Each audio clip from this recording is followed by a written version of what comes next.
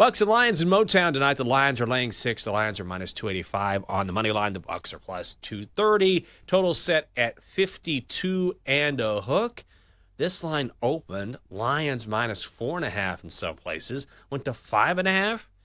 And now it's at 6. I like the Bucs here. Chelsea, what am I missing? I don't know. Like, do I need to get glasses? Like, is this Bucs team that I have been watching something different than what we are basing the line on here, especially since Mike Evans is supposed to be back and help Baker Mayfield, who's looked like an MVP for most of the season, getting 6 points in this game? Like, I don't understand. Like, maybe you say, okay, the Lions are a high-powered offense that certainly can score a ton of points, and that's expected in this game since the total's 52.5. So points are not going to be at a premium in this game. But I do think if somebody can keep pace, it's the Bucs offense. Because Baker Mayfield has been doing it even with his like 4th, 5th, and 6th string receiver in these games. He has been very good with his feet as well at extending drives. And this defense for the Bucs as well, I think matches up pretty well with the Lions because we know the Lions have a veteran quarterback in Jared Goff, but this Lions team is so much better when they can get the run game going. And the Bucs have been one of the best run defenses in the entire NFL. So I don't know what I'm missing here. I do think this is going to be a close game. Maybe the Bucs don't win, but I'll definitely take the 6. Yeah, I'll grab the 6 too. The only thing that scares me is the money coming in, but you can't let that scare you. You can't say, hey, the money's going the opposite direction. Obviously, you'd rather have everything align, but sometimes it's just not the right side. I will say this has been a big betting weekend for the public because the public tends to bet on favorites, and favorites have been crushing it this weekend. So we'll see if that continues to be the case tonight in Motown. But with the way Baker's playing, and we'll still see if Mike Evans suits up or not, I just don't think it matters. I don't think it matters because of this Lions secondary, because Baker just elevates everyone around him. He is doing whatever it takes to win. It is working.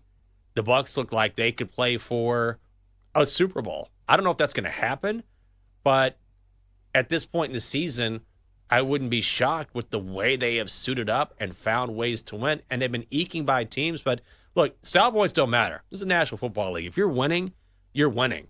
And also, the Lions are without 2 of their starting cornerbacks. I think that's the real key for me, is that this is a very middling Lions pass defense anyway, like ranked around 15th in the National Football League. Then you take away 2 of their top corners.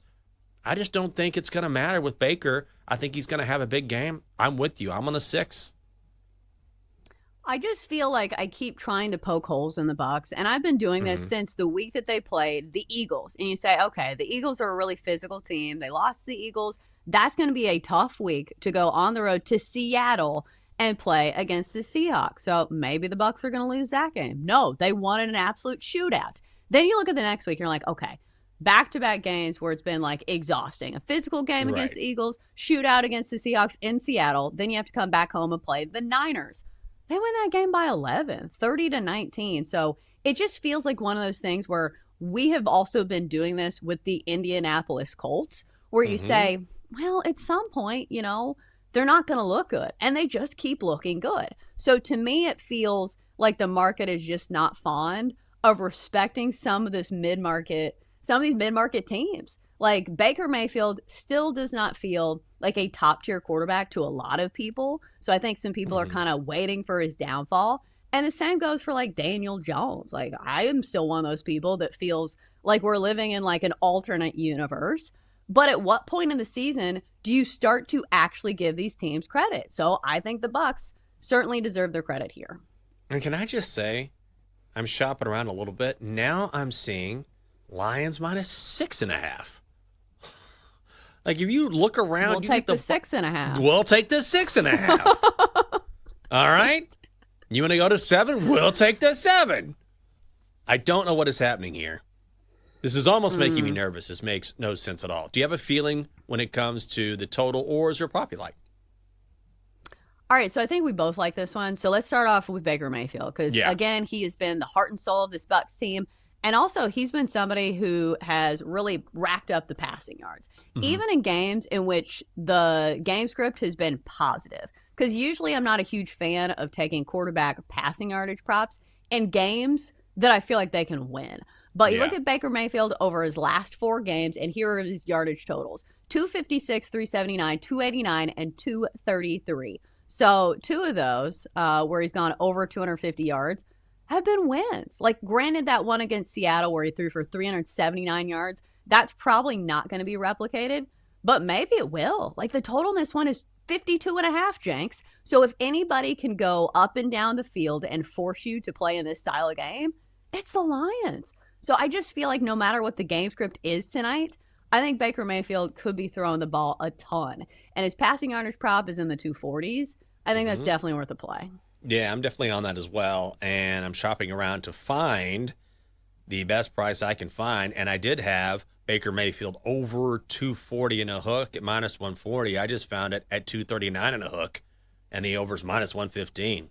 So we'll take that. Yeah, we'll take that. We'll take that, and we'll take the +7. So I like the over as well. And also, I think that Lions offense is going to want to get back on track after that loss to Kansas City. And also, I will say it's not too much of a factor, I don't think, but also the Lions on turf with all of their speed back home, that tends to lend itself to a higher scoring game. So that's what we get tonight at Ford Field. Yeah, I'm going to be on the over as well with the total set at 52.5.